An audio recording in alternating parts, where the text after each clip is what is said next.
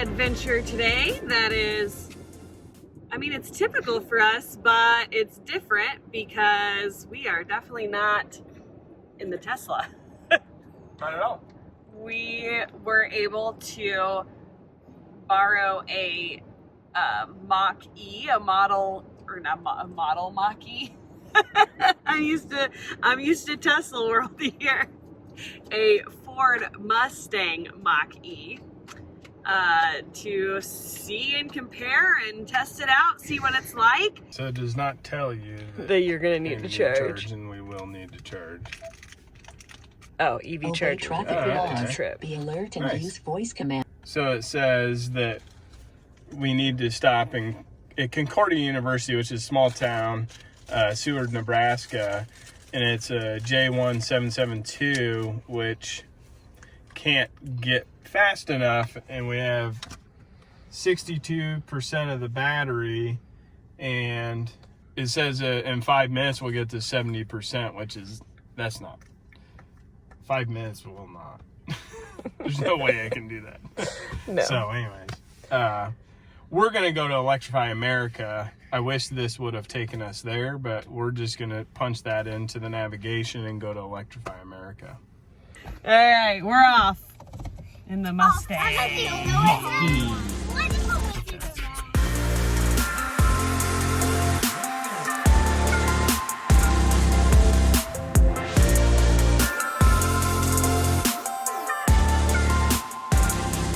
I noticed that the lane centering, because it's not autopilot, but that it was more like squirrely, like it bounced back and forth. That's not tight.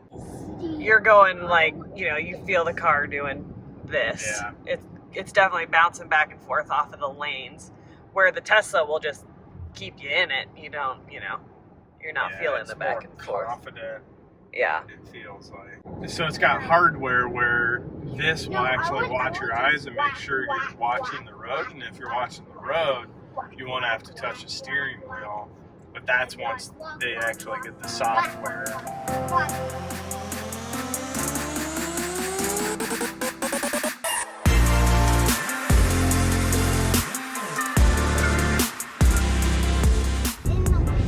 There it goes. There it went. Tesla was not the only one plagued with frozen screens. This did it too. Yeah, we don't know if it's a CarPlay. Super cool for people that like a better route planner, that they have that for the Apple CarPlay. Yeah. It's wireless CarPlay. I've heard from people that have wireless CarPlay that it's lags and stuff like that, so I don't know if that's what's happening here. It kind of seems like maybe something's going on. So the navigation in the Tesla is better, but to be able to have the options that CarPlay gives you, that's super nice. Very so nice. This is tried and true with EVs.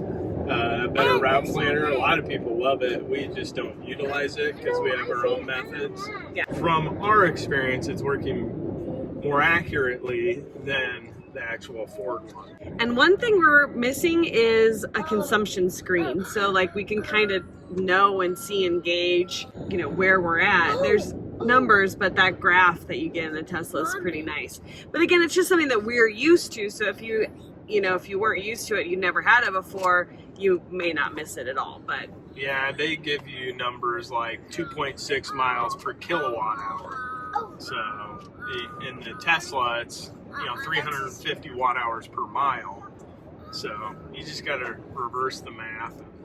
So maybe the Tesla's a little nerdier than yeah, because it's got graphs and things Yeah. like that. In the better route planner, when you actually go into the app, it'll give you some graphs, but we don't have the car actually uploading data to a better route planner, so maybe that would kind of take over that kind of nerdiness of it. The range anxiety's kicking in. I like that the Tesla doesn't give you that warning until 20%, I think, or start to mention that you're getting, because of my range anxiety would be really high all the time. How are you feeling? Are we gonna make it? Yeah, barely. Yeah, that makes me nervous. I think we'll have 4 miles left, is my prediction. Oh my God, then why are you going 80 still? 79. Slow down and give us some wiggle room. I'm gonna continue to play the alphabet game to keep my mind off of our range while Steve drives the car. We'll check in when we make it to the charger or don't make it to the charger. Find out. Ford, what they do is they try to be intuitive and use, I believe, the temperature and your driving habits and stuff like that and tell you how much range you have. Well, when we got on the interstate, it was lagging behind, and so once it kind of caught up with it, it equaled out to where we had exactly enough energy. So to try to help make sure that we get there with, you know, more than 0% or 0 miles, I'm driving a little slower. And Did Q go on a vacation? That's when you know that he is actually nervous, is when he slows down I'm his not speed. nervous. Like, it's not. Anyways, I don't care if you think I'm nervous or not. It's my favorite morning. How far are we to the charging station? 20 miles? Yeah, that's cool. 20 miles. We got 22. So it says. It's the first time doing this. It is. This is our first time outside of the Tesla world with charging and stuff and relying on other chargers and everything. So I think there's just a little bit of a different level, or just it's different, you know? So just like it would be if we were brand new to EVs and all that kind of stuff. But I mean, overall the car does a good job. Like it's so we'll see how charging goes with it. And watch. God's gonna make it in time. Dad doesn't. Okay, so Chatamo 1 and 2. I think we want. Okay, I don't know.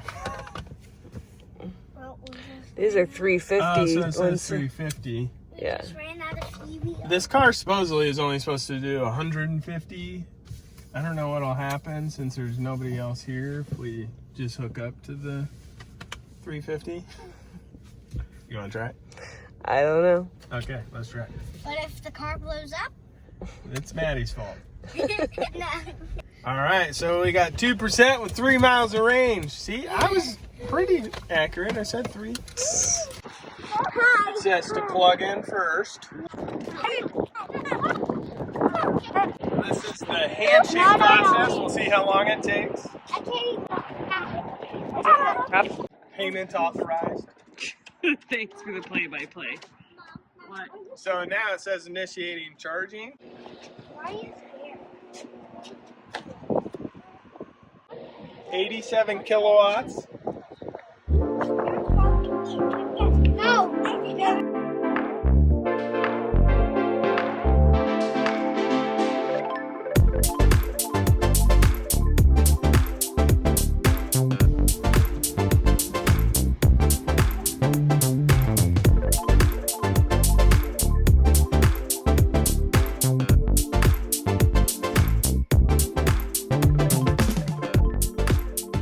We're at 36%.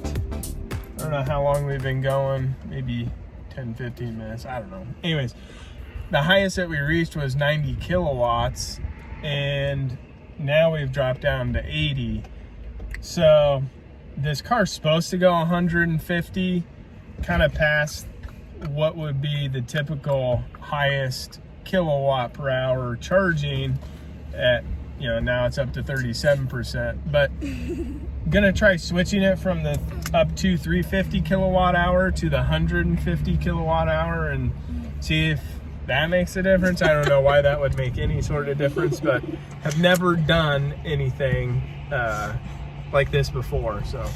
And clearly we need to get moving so these kids don't kill us. EV life. Yeah. FordPass app, it gives you a lot of information about where your car's at. It gives you tire pressure stuff.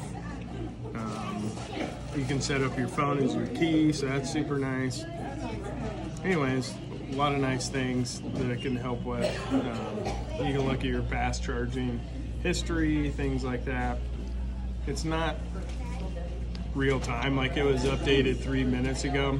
not to compare it to the Tesla app, but the Tesla does like update you Real time, constantly. real time, yeah. So, and this doesn't tell you how much you actually have, like how much charge you're getting and things like that. So, but interesting. Different. It's different. Yeah. But it's a good view for, you know, Arby's. Have you ever eaten at an Arby's with that good of a view before? No.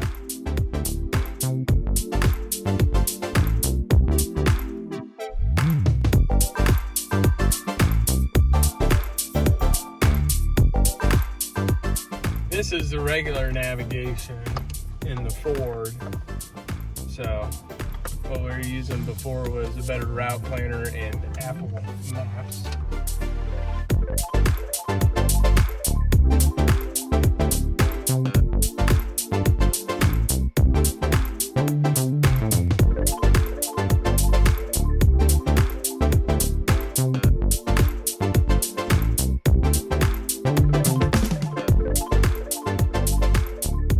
This little circle, I would assume, is like how far you can go, because we have about 42%, says 82 miles of range, so that's kind of cool. Yeah. Anyways, so this is where we're headed back to.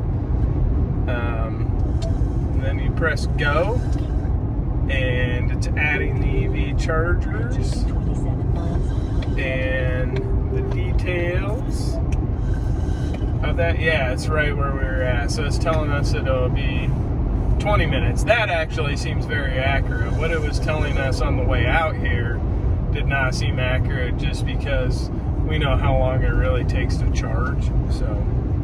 So this, you can make it have an interior sound when you're taking off. I don't know. Yeah, so if we turn that off and he hits the gas, not there. So you can make it sound more like a gas vehicle, I guess. I don't know. a Mustang. So this is going to be, your one pedal drive is going to be essentially your regen braking. So one of the things that we have noticed is that this car is still a little bit of, it's dramatic, like when you don't have your hand on the wheel and stuff, but it's a little bit more dramatic in the way like a Midwesterner would be dramatic. It's like, oh, can you put your hands back on the steering wheel for me, please? Oh, bless your heart, you're not paying attention. Like where the Tesla's like, you know, New York or California, like, oh my gosh, you are not paying attention. Can you please put your hands back on the wheel? Like, it's a very gentle, nice, like relaxing sound. We'll try to get it here, but it's definitely a little more calm when you don't put your hands on the wheel than the Tesla is.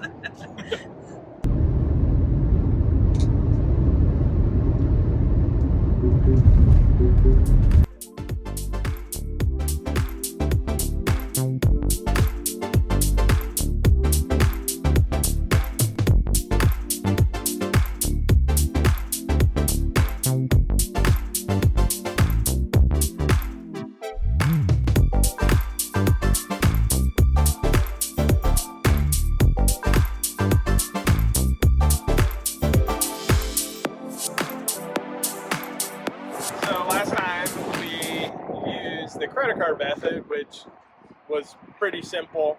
Just had you put in your credit card, you plugged your car in, use a credit card, everything worked perfectly fine with that.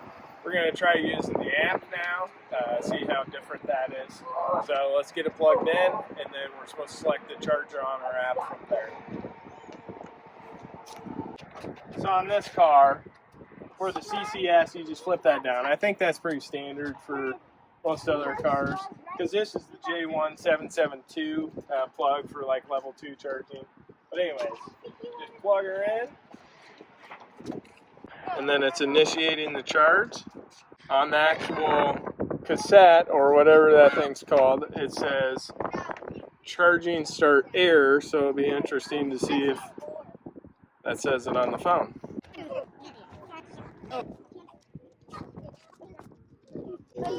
Is it saying something interesting or the same thing over and over again? Charge start error. I think this is an area of improvement for... Electrify America. Yes. So let's restart the app. I'll unplug it. It still says initiating charging. So it's not to say that we haven't ever run into a Tesla charger that doesn't work, but then you just pop over to the next one and your issue's resolved. And that may be what's going on here too. We use charge points or in Electrify America. Like, it feels like every other time we have some sort of an issue. And I think part of that problem comes from that you have to like pay, where in the Tesla, even if you're paying, like, it's connected directly to your car, so it just already knows the information, so it's not having to do 2 or 3 different things. These chargers, we definitely run into trouble. It feels like every other time we try to use one. It's not anything bad about the Mach-E, it's the charging system. Yeah, the handshake just isn't happening. Now the app just continually says initiating charging. Even when I close it all the way out and log back into the app. Okay. Well, and I was saying too, like with the Teslas, the car does all the communicating to the system, so like there's another element in these, which with the phone. Error here. So we'll wait until it is done connecting to the vehicle. Now it's connected to the vehicle, as it says there on the screen. Now I'll press it and we'll see if it works this way. Swipe to charge. Hear them? Processing payment, initiating charging. So potentially I just started the charge too soon. It hadn't connected to the vehicle yet.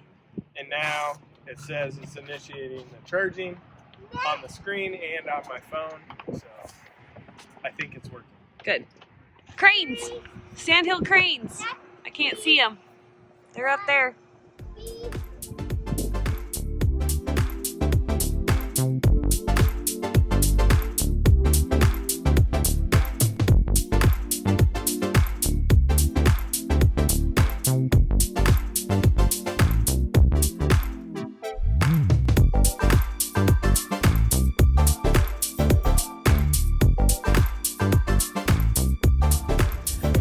This Electrify America is in the parking lot of a hotel, so if you are needing to stay in Grand Island, it's, you know, a nice option.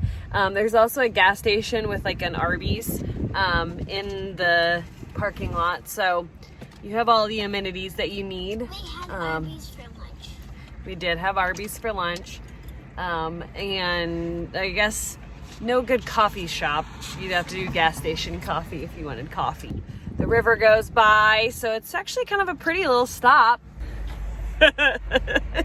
Steve just said, as I turned the video off, that it's better than Joplin, and that it is. It is significantly better than Joplin. Keep hating on Joplin. It's terrible. It is the worst super. I would beg to differ that that's the worst supercharger in America. If you know of a worse one, tell us. And if you have never seen the Joplin supercharger, we will drop one in the iCard so you can go see what the Joplin supercharger is like.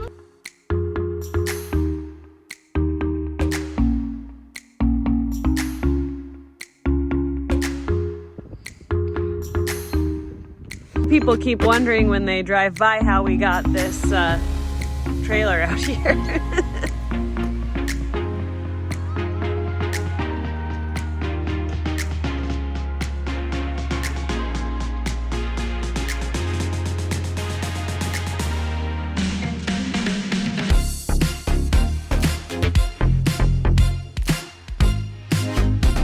Chargers and things everywhere.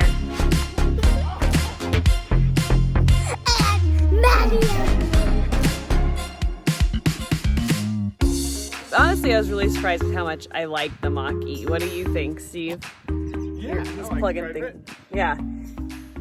They did a good job with making it an electric vehicle and not like that the electric was an afterthought. You can tell it was built up from the ground up. It was built from the ground up. The range, like the efficiency and everything seemed decent. I mean, it wasn't so scary, you know, for all the dramatics. It wasn't too bad. You know, just if you were coming to the Mach-E, having never had an electric vehicle before, I think it would be totally fine. I think there was just some things that, since we have a Tesla that we were used to, that maybe other people may not notice at all. It's comfortable. It's very comfortable. It didn't have massaging seats like my truck. Yeah. I mean, maybe Where's the Ford massaging seats that are in our F-350? Come on. But I love Ford. I've always been a Ford person, Yeah. and so I was really happy to see them put out a really good vehicle. When they do software updates and stuff like that, like, it's only going to help that touchscreen be better and more intuitive. And the navigation on the way back worked really well. And there were some extra things in the navigation that you could look at what was coming up at the exit.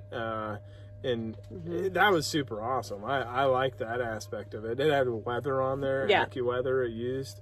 And that was all integrated into the navigation. So we did a little tour of the Mach-E, kind of some of the features that we like about it. So we'll link that in the iCard if you want to see that, rather than just the details of this road trip that we took with it. Yeah, we didn't take our dog with us because it's not our car. So Yeah. obviously. Just borrowing this, and not even a rental. Like, they're just letting us drive it. So we wanted to be careful with it. Yeah. So what should they do if they like this video? Give it a big thumbs up. We'll see you guys in the next video. Bye.